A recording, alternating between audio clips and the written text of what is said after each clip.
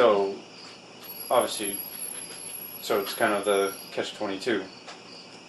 To mass produce solar panels, all the it's going to require oil. Petroleum.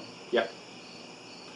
But yet, all these Earth activists are trying to stop petroleum from being drilled.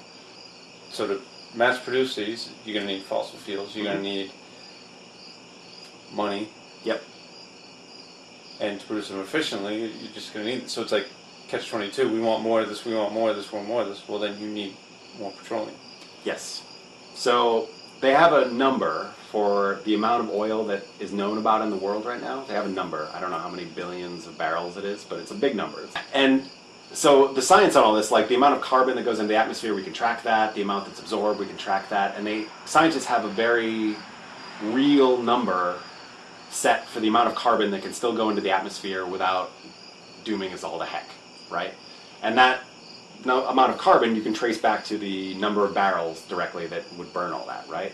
So of all this oil that we know about in the world, only a fraction of it could actually be burned without causing the planet to go nuclear.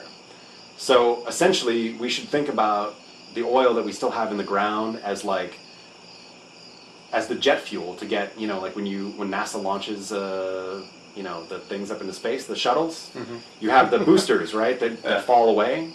And they're just for that. Like, you burn them until you can't burn them anymore, and then they fall away. Like, we're going to need petroleum. I agree. Like, we can't shut down the economy tomorrow and move into caves. Like, that doesn't work. You can't convince people to give up their daily lives and get onto this problem and be a caveman. Like, that's not the way this problem's going to be solved. But we need to find, like, the right amount of oil that we can burn and use that to catapult us to the next, basically, stage of economic and electrical evolution, because we can't get our power from fossil fuels anymore.